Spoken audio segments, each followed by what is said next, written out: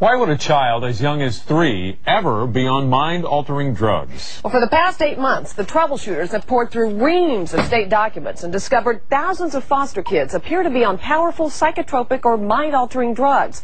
Many of these children are barely in kindergarten. Some are even toddlers. We didn't even know he was in the hospital until he called us from the Laurel Ridge himself. 6 years old and confined to a psychiatric hospital for a temper tantrum, a little boy calls his grandmother for help. I mean, he was like, maybe you could say he looked like a zombie. How could you tell by looking at him that he was on medication? His attitude, his eyes, his way of speech, all that. Magdalena says a nurse confirmed her fears. Her grandchild was on 2 different psychotropic or mind-altering drugs, plus Benadryl to help him sleep. Turns out Magdalena's grandchild isn't alone. A sampling of state records released by the Comptroller's Office shows 2 out of 3 foster kids in Texas appear to be on psychotropic meds. The Medicaid prescription records are from November of last year and show that many kids are taking 2 or more of these drugs. I have a child of 6 years old. At the risk of losing her job, a Child Protective Services worker spoke to the troubleshooters about one child on 17 different medications. That's right, 17. He was prescribed, I think he had like 3 to 4 psychotropic medications. In addition to the Depakote, in addition to Zoloft, in addition to Trazodone to help him sleep. Some of these drugs, the FDA says, are not even safe for kids. He did need medication, but I had concerns about how could this child require 17 different medications. What's even more alarming, child advocates say, are the ages of the kids. The troubleshooters obtained a never-before-released study that tracks the ages of these foster kids on these drugs for a 1-month period of time. At least 300 of these children are under the age of 7, preschoolers, even toddlers. How big a problem are these psychotropic meds? I think it's far larger than you or I or anybody else suspects. Jack Downey runs the children's shelter in San Antonio. This longtime advocate for children says his heart aches when he talks about the cases. We had a wonderful family of 5 boys. If they walked in here right now, you'd just love them to death. The oldest was 10, the youngest 3. We were directed by the state to take the boys to a psychiatrist. We did, and they all came back on 3 meds. And those boys no more needed meds than I did. Every child? Every child. Why would a 3-year-old need to be on psychotropic meds? I have no idea. I mean, he was just the jolliest little kid. So who's prescribing these medications? You would think psychiatrists, right? State records show one of the biggest prescribers in San Antonio is a radiologist. Sure, it's legal, but what does a radiologist know about a child's mental health? The troubleshooters also found some of these doctors have documented drug problems of their own. Like Dr. Charles Sargent, a San Antonio psychiatrist. Dr. Sargent is on probation with the state medical board. State records show he's been busted for prescribing dangerous drugs to himself, his girlfriend, and her son. Another doctor who shows up as a frequent prescriber on state records is Dr. Benny Fernandez, the medical director at Laurel Ridge. Dr. Fernandez says his practice is primarily treating foster kids, and he says psychotropics are necessary for a lot of these kids. I think the way we are moving now is try to use them as the last resort if you can. When you see more than 60% in that 1-month period that was looked at on medications, do you think that medication's being used as a last resort with numbers like that? Well, those numbers seem a little bit high. Do you think we've got too many kids in the foster care system on medication? Well, I wish those numbers would go down. And that's what I think we need to focus our energy and efforts in making sure that the medications, when they are used appropriately, and there's a careful diagnostic evaluation. That's not what many of the former foster kids I spoke to say happened to them. I was on 7 different medications at once. Zoloft, Paxil, and Wellbutrin, and Depakote. They put me on all kinds of meds. And all say being on those medications made their lives more difficult. Like a zombie. I wasn't myself.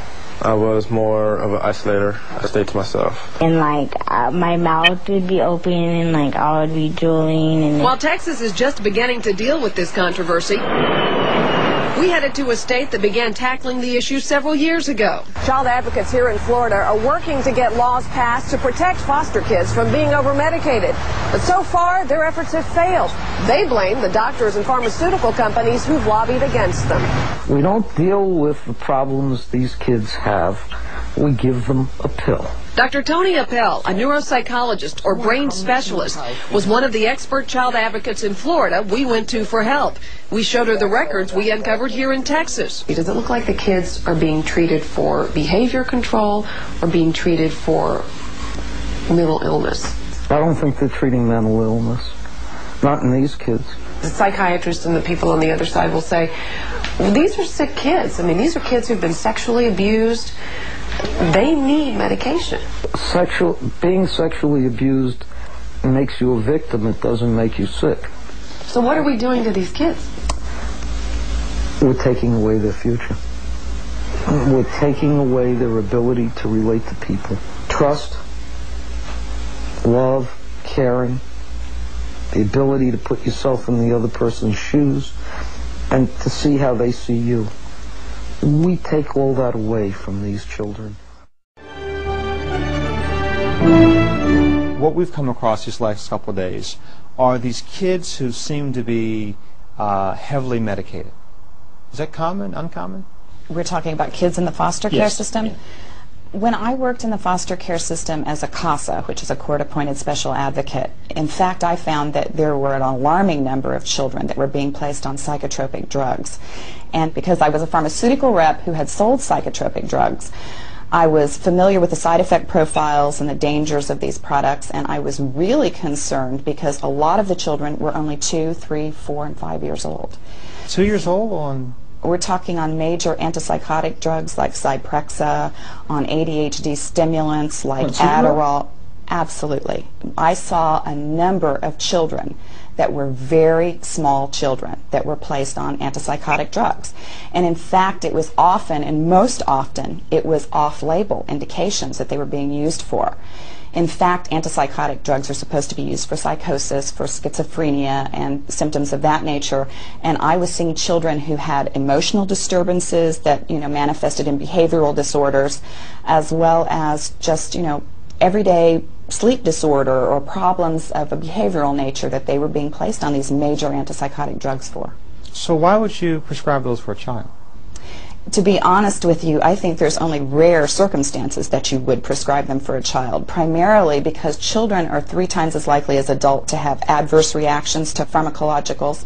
So if you're talking about a very small child who has developing kidneys and liver and brain and that sort of thing, they don't have the ability to either metabolize the drugs or to eliminate the drugs properly, and they very often become neurotoxic because they pass the blood-brain barrier. Now, the argument made that these drugs are prescribed as part of their treatment, yes? That's correct. But the problem with that is if you look at the long-term clinical data on these drugs, they have artificial behavioral improvements that diminish over time and completely are gone once you withdraw the drugs. So it's really only a short-term fixed situation for a behavioral issue, and many times, as I said, the drugs are contraindicated when they're given, because I've seen children that are actually manifesting symptoms from a previous stimulant drug or psychotropic drug that they've been put on, and their symptoms are actually an adverse reaction, and they're acting out, becoming aggressive and violent and psychotic, and then they're placed on antipsychotic drugs, which is in fact contraindicated, because if a child is exhibiting those types of symptoms on the other drugs, then they're neurotoxic, and that means you withdraw the drugs. You don't add additional drugs, but that's done constantly. So what's the motivation for the pharmaceutical industry to prescribe these medications that at best seem questionable, at least in the minds of many? Well, obviously the motivation is money, and they're extremely profitable drugs. Oh, come on. Is it that simple? We're talking about children and who are at risk. And I'm sorry, but we had people that were given Vioxx and were given other drugs that the pharmaceutical industry clearly knew that there were contraindications in the way they were being used and that there were risks that weren't being disclosed. That is not an unusual phenomenon in this industry. Yo.